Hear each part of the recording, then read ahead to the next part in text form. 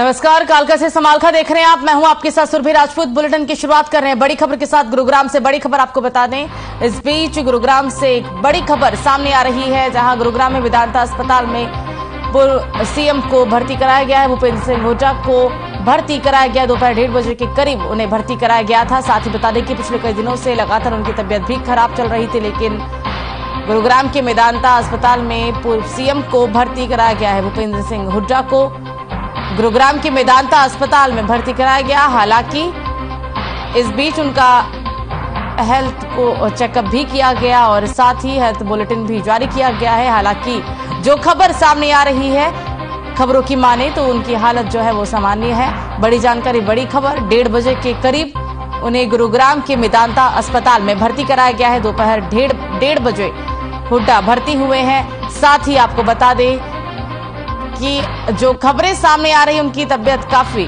स्थिर है, सामान्य इस तबियत की भी खबर सामने आई। और इसी अस्पताल में जो तस्वीर है हम आपको दिखा रहे, गुरुग्राम के मेदांता अस्पताल की, इस अस्पताल में पूर्व सीएम भूपेंद्र सिंह हुड्डा भर्ती कराए गए हैं। दोपहर के 1:30 बजे उन्हें भर्ती कराया गया और हुड्डा का रूटीन चेकअप भी जारी हुआ है। डॉक्टर नरेश त्रेहान की देखरेख में इलाज जारी। बड़ी जानकारी, बड़ी खबर गुरुग्राम से आपकी टीवी स्क्रीन पर। फिलहाल तबियत बताई जा रही है सामान्य। गुरुग्राम से बड़ी खबर आपको बता रहे हैं। हालांकि एक बैठक भी होने वाली थी, लेकिन उस बैठक में हुड्डा अपनी खराब तबियत की वजह से शामिल नहीं हो पाए और 1:30 बजे उन्हें गुरुग्राम के मेदांता अस्पताल में भर्ती कराया गया।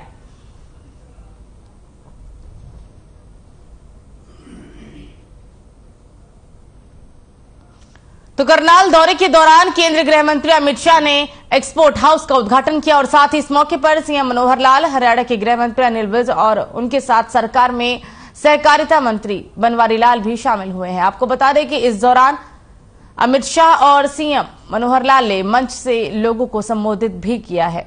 साथ ही अमित शाह ने यह भी कहा कि पीएम मोदी के नेतृत्व में ही देश में कोऑपरेटिव एक्सपोर्ट हाउस बनाने का फैसला किया गया।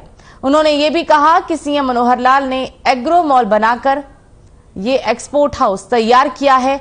हरियाणा का ये एक्सपोर्ट हाउस बेहद ही अत्याधुनिक है। और इसी के साथ गृह मंत्री अमित शाह ने सीएम मनोहर लाल और हरियाणा सरकार की तारीफ भी की। तो वहीं पर बता दें कि सीएम मनोहर लाल ने भी संबोधित करते हुए कहा कि प्रदेश सरकार किसान के हितों के लिए लगातार काम कर रही है और चीनी मिलों को अपग्रेड करने जैसा कदम भी उठाया गया है।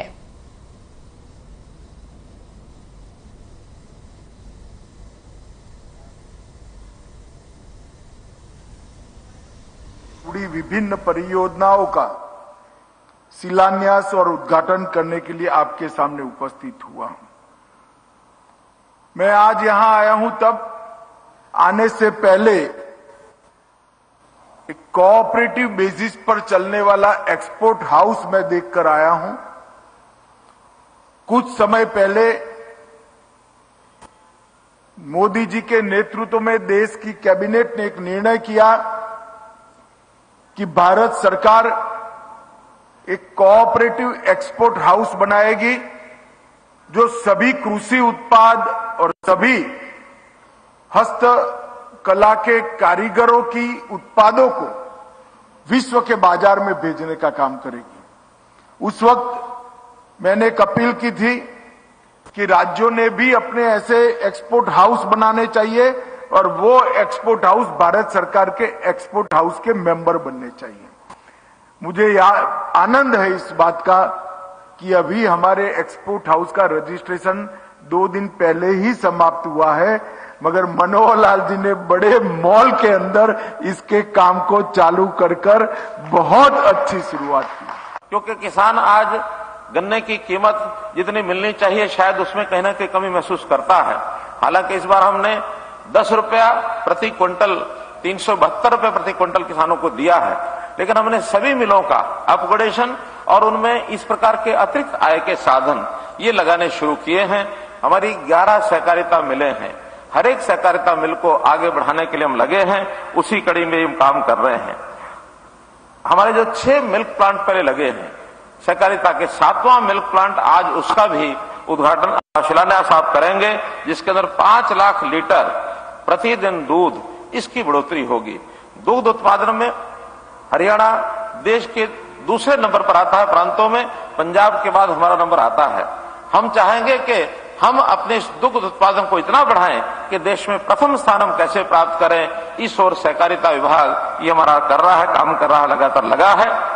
और जहां तक एक्सपोर्ट की बात है, पिछले 2 वर्षों में हैफेड ने एक्सपोर्ट जो बढ़ाने का काम शुरू किया है, पहले बहुत कम होता था, लेकिन उस एक्सपोर्ट को बढ़ाने का काम करने के कारण से हरियाणा का एक्सपोर्ट देश में 5वें स्थान पर हम आ गए हैं। 2,15,000 करोड़ रुपए का एक्सपोर्ट ये हमारा इस वर्ष हो रहा है।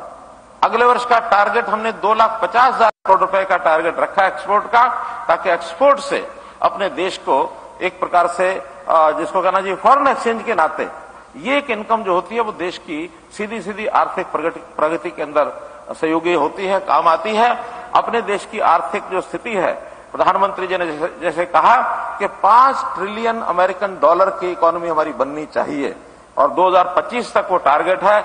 निश्चित रूप से हरियाणा का जो उसमें सहयोग है, जो उसमें भागीदारी है, वो अपने हिस्से से ज्यादा हम करेंगे, ऐसा माननीय गृह मंत्री जी मैं आपको विश्वास दिलाता हूं।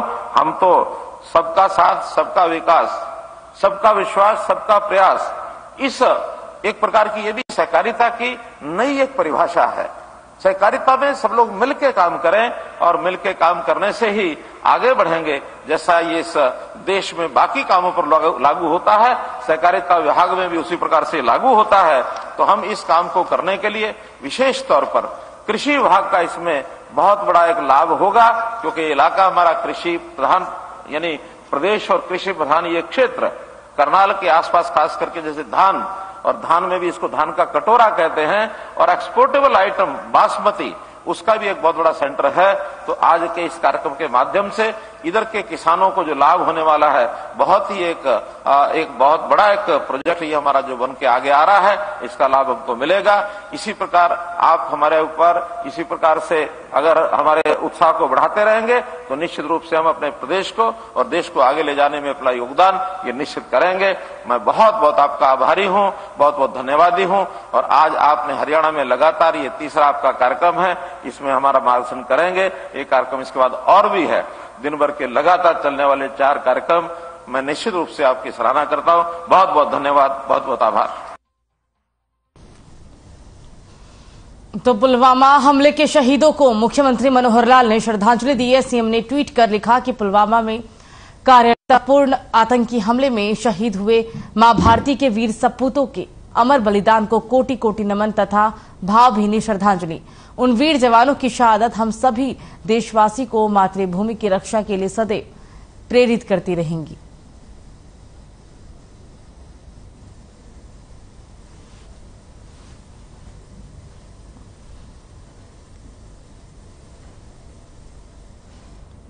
तो खबरों में आगे बढ़ेंगे और अब बात करेंगे यमुनानगर की, जहां पर यमुनानगर में जगाधरी में एक गुप्ता पैलेस के नजदीक एक फर्नीचर फैक्ट्री में भीषण आग लग गई, जिसके चलते फैक्ट्री में रखा फर्नीचर और फर्नीचर बनाने का सामान और मशीनरी जलकर खाक हो गई। गनीमत ये रही कि इसमें किसी के जान की हानि नहीं हुई है।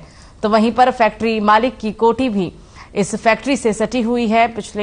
पीछे से ही परिजनों को सुरक्षित बाहर निकाल दिया गया। लगभग 1 दर्जन फायर ब्रिगेड की गाड़ियों ने आग पर काबू पाने का प्रयास भी किया। साथ ही बता दें कि आग लगातार फैलती गई, जिसके चलते फैक्ट्री का भवन भी बुरी तरह जलकर गिरने भी लगा। और फैक्ट्री मालिक पवन का यह भी कहना है कि उन्हें नहीं पता था कि आग कैसे लगी है। वो बाहर थे और उनकी पत्नी ने उन्हें फोन पर इस बात की सूचना दी थी।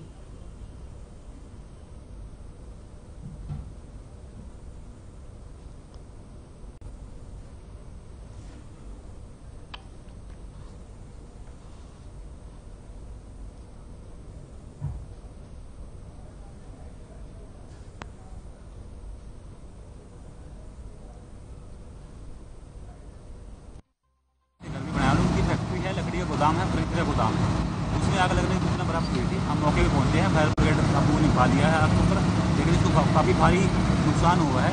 शुक्र रहा कि कोई जानी नुकसान नहीं हुआ। इसका फर्नीचर है, अंदर ट्रैक्टर खड़ा है, बाइक खड़ी है और भी काफ़ी सामान है, वो जल के राख हो चुका है। तो खबर अम्बाला से, जहां इन दिनों आवारा पशुओं ने शहर में आतंक मचा के रखा है। न सिर्फ शहरी बल्कि ग्रामीण जनता भी उनसे काफी परेशान है और इस समस्या से निजात पाने के लिए भारतीय किसान यूनियन शहीद भगत सिंह के आह्वान पर अम्बाला जिले के सभी किसान अपनी ट्रॉलियों में आवारा जानवर को भरकर अनाज मंडी पहुंचे। और आपको बता दें कि इस दौरान किसानों का यह भी कहना है कि जब तक उनकी इस समस्या का हल नहीं होता तब तक उपायुक्त कार्यालय में इन किसानों को रखकर उनकी देखभाल भी करेंगे। और इस मामले पर किसान विजेंद्र सिंह का कहना है कि ये आवारा पशु फसलों ही नहीं बल्कि नस्लों को भी नष्ट कर रही हैं। साथ ही जबकि भारतीय जनता पार्टी इसे गौमाता कहती है तो इनको चारा क्यों नहीं देती। ये पशु उनके खेतों को ही नुकसान पहुंचाते हैं। और उन्होंने ये भी कहा कि विजय सिंह का कहना था कि अब ना तो सरकार को ज्ञापन देंगे और ना ही सरकार से कोई गुहार ही लगाएंगे। वो आवारा पशुओं को लेकर यहां इकट्ठा हुए हैं और यहां से तब तक नहीं उठेंगे जब तक कि इस समस्या का समाधान नहीं हो जाता। किसानों से बात करने और इस समस्या का हल निकालने के लिए आए डिप्टी मजिस्ट्रेट सत्येंद्र सिंह ने बताया है कि किसानों ने उनसे कोई बात नहीं की। उन्होंने साफ तौर पर यही कहा है कि वे सिर्फ उपायुक्त अम्बाला से ही बात करेंगे और अगर यहां पर वो नहीं आती है तो पशुओं को लेकर वो उपायुक्त कार्यालय भी पहुंच जाएंगे।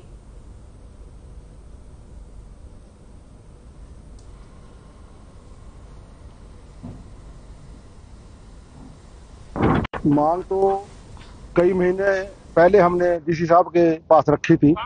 पहले मेमोरेंडम दिया था, उसके बाद वो 2 याद पत्र दे लिए। वैसे भी मिलके भी वर्बलिक बात करते रहते थे, हमारा इनसे छुटकारा करो। बात ऐसे है, पहले गौएं सिर्फ हमारी फसलों को खाती थी, अब हमारी नस्लों का भी नुकसान करना शुरू कर दिया है।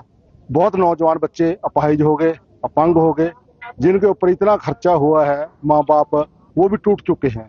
कारण तो सरकार को पता है और कारण के विषय पर हमने ज्ञापन भी कहीं दे लिए। हमने डीसी साहब को भी, एसडीएम साहब को भी, कि इन आवारा पशुओं का कोई हल किया जाए, क्योंकि ये हमारे गांव के अंदर फसलों का नुकसान और सड़कों के ऊपर नस्लों का नुकसान हमारे पास बर्दाश्त नहीं। फसलों का नुकसान बिल्कुल बर्दाश्त था, पर नस्लों का नुकसान जो है हम बर्दाश्त नहीं करेंगे। कोई है, ये कोई मीटिंग नहीं है।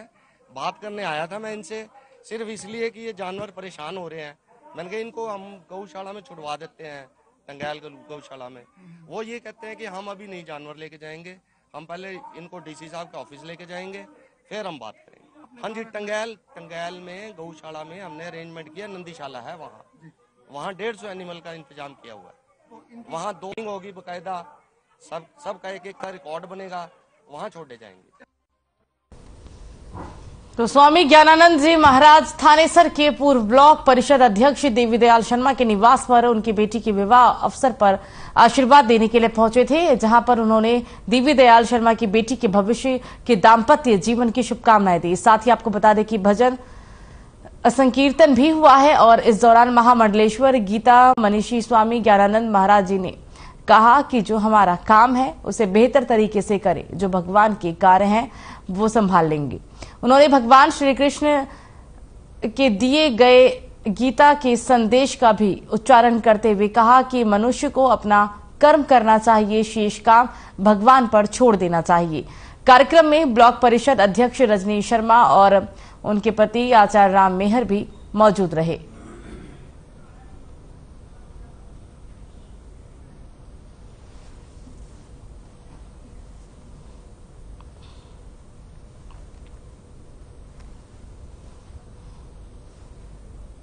भगवद गीता का सार भी यही है कि जो काम हमारा है वो हम अच्छे से करें, आगे जो काम प्रभु का है वो संभाले। ये कर्मण्येवाधिकारस्ते मा फलेषु कदाचन का मूल भाव यही है कि मैं मेरा काम करूं, आगे चिंता मन में रख करके नहीं, चिंता प्रभु के चरणों में छोड़कर।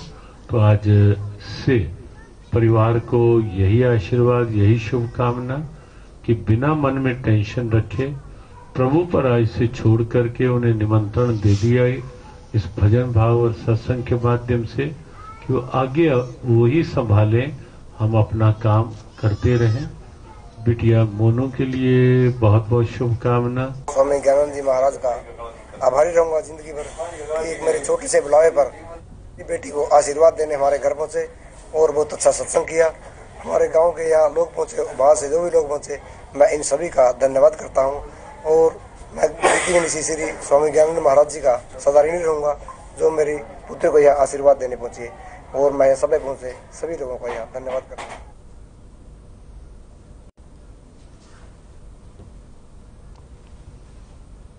तो आजादी के अमृत महोत्सव के तहत हरियाणा योग आयोग और आयुष विभाग ने योग को हर घर तक पहुंचाने के लिए आपको बता दें कि प्रदेश में 75 लाख सूर्य नमस्कार अभियान का समापन समारोह किया और साथ ही सोनीपत की गोहाना में महिला महाविद्यालय में ये कार्यक्रम संपन्न हुआ। इस कार्यक्रम में प्रदेश कृषि मंत्री जयप्रकाश दलाल और योग गुरु बाबा रामदेव ने भी शिरकत की है। इस मौके पर छात्राओं ने योग क्रियाओं के विभिन्न प्रस्तुति देकर सबको मंत्रमुग्ध कर दिया।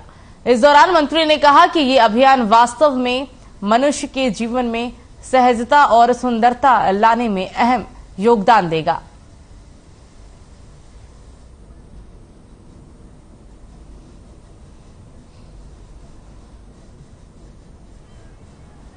कि हमारी पुरानी जो परंपराएं हैं उनको अपनाइए, माता पिता की सेवा करिए, लक्ष्य को हमेशा ऊंचा रखिए और कोई भी लक्ष्य ऐसा नहीं है कि जो दृढ़ निश्चय के साथ अगर आप उसको पूरा करना चाहें वो संभव हो। प्रेरणा लेनी है तो हमारे प्रधानमंत्री से लें, जिसने अभाव में जीवन जी करके प्लेटफार्म पर चाय बेच करके राष्ट्र की सेवा करते करते आज एक सारी वैश्विक नेता के रूप में जैसे उभर के आए हैं, सारी दुनिया उनकी तरफ देखती है। ऋषि चेतना के उस संवाहक श्री फूल सिंह जी को प्रणाम करते हुए और उन्हीं के सपनों को साकार करने हेतु तो आज हम यहाँ प्रतिबद्ध हैं। तो आज यहाँ भगत फूल सिंह जी के उन्हीं पद चिन्हों पर चलती हुई जो बेटियां आज यहाँ पर पहले वो सूर्य नमस्कार करेंगी, फिर आप सबके साथ मैं भी थारे साथ सूर्य नमस्कार मैं भी करूंगा।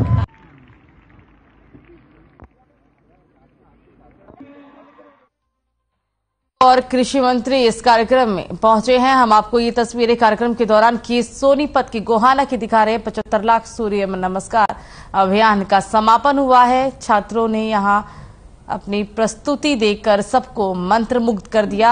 हम आपको कार्यक्रम के दौरान की तस्वीरें दिखा रहे हैं। योग गुरु और कृषि मंत्री इस समापन समारोह में शामिल हुए हैं।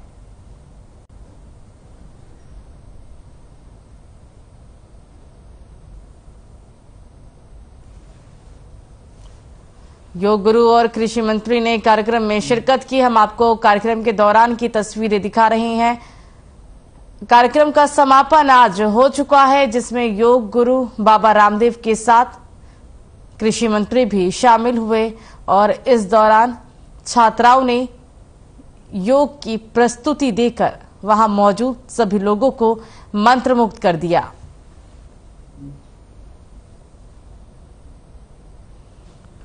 तो चरखी दादरी में रोडवेज कर्मचारियों ने हरियाणा रोडवेज साझा मोर्चा के आह्वान पर रोडवेज कर्मचारियों ने मांगों को लेकर धरना दिया है। रोडवेज कर्मचारियों ने प्रशासन के खिलाफ नारेबाजी करते हुए वादा खिलाफी का आरोप लगाया। सर्व कर्मचारी संघ प्रधान कृष्ण ने बताया है कि कर्मचारियों के हितों के साथ खिलवाड़ कर रही है। रोडवेज कर्मचारी अपनी मांगों को लेकर पिछले काफी समय से धरना प्रदर्शन भी कर रहे हैं, लेकिन सरकार कर्मचारियों की मांगों को और कोई भी ध्यान नहीं दे रही। रोडवेज कर्मचारी साझा मोर्चा प्रदेश उप महासचिव का कहना है कि रोडवेज कर्मचारियों के हितों के साथ खिलवाड़ किया जा रहा है, जिसे रोडवेज कर्मचारी किसी भी सूरत में बर्दाश्त नहीं करेंगे। प्रदेश के रोडवेज कर्मचारी अपनी मांगों को लेकर 12 मार्च को परिवहन मंत्री के आवास का घेराव भी करेंगे।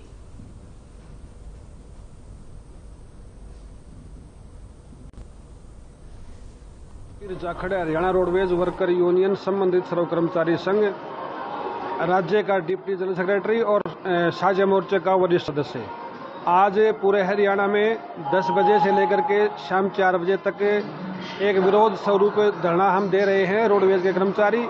तो इसमें हमारी जो मुख्य मांगे हैं वो एक तो ये है कि परिचालक और क्लेरिकल स्टाफ का जो हमारा वेतनमान है वो दूसरे विभागों के कर्मचारियों के समकक्ष होता था, वो आज काफी कम है। हम ये मांग कर रहे हैं कि इन दोनों कैटेगरीज का 35,400 का वेतनमान दिया जाए। हरियाणा रोडवेज साझा मोर्चा के आह्वान पर पूरे प्रदेश में सुबह 10 बजे से शाम 4 बजे तक सांकेतिक धरना दिया जा रहा है। जो हरियाणा रोडवेज के साझा मोर्चा का 34 सूत्रीय जो मांग पत्र है, उस पर उन मांगों को लागू करवाने के लिए सरकार बार बार वादा खिलाफी कर रही है। उनके विरोध में जिनमें मुख्य मांगे कल परिचालक और क्लर्क की 35,400 का वेतनमान दिया जाए, 10,000 नई बसें रोडवेज के बेड़े में शामिल की जाए और जो रनिंग स्टाफ की जो छुट्टियां काटी गई है, उन मांगों को लेकर आज हमारा ये पूरे प्रदेश में साझा मोर्चा के आह्वान पर सांकेतिक धरना है। तो फरीदाबाद हरियाणा रोडवेज कर्मचारियों ने अपनी मांगों को लेकर सरकार के खिलाफ जोरदार प्रदर्शन किया है। रोडवेज क्लर्क कर्मचारियों ने सरकार की वादा खिलाफी को लेकर हाथों में काली पट्टी बांधी और नारेबाजी भी की। कर्मचारियों का आरोप है कि ना तो कर्मचारियों का प्रमोशन किया जा रहा है और ना ही मानदेय भत्ता दे रही है। साथ ही ये भी कहा कि उनकी मांगे जल्द अगर नहीं मानी गई तो तमाम क्लर्क कर्मचारी अनिश्चितकालीन हड़ताल पर बैठ जाएंगे, जिसका खामियाजा सरकार को भुगतना होगा।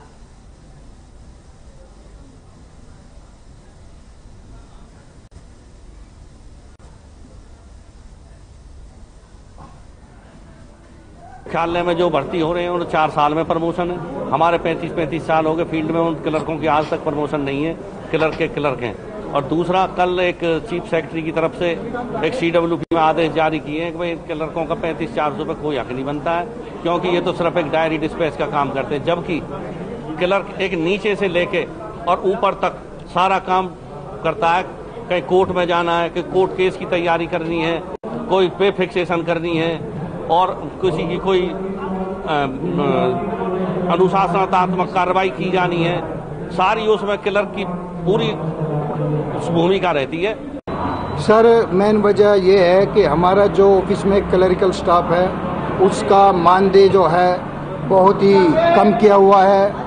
1986 और 96 से पहले जो पटवारी और JBT टीचर हमारे साथ हुआ करते थे, आज उनका मानदेय काफी ज्यादा बढ़ चुका है, लेकिन हमारे साथ पूरा सौतेला व्यवहार किया जा रहा है। इसके लिए हमने सरकार को कई बार ज्ञापन के माध्यम से भी चेताया है और आज भी शांतिपूर्ण तरीके से काली पट्टी बांध करके विरोध प्रदर्शन कर रहे हैं। तो फिलहाल खबरों में मुझे दीजिए इजाजत। नमस्कार।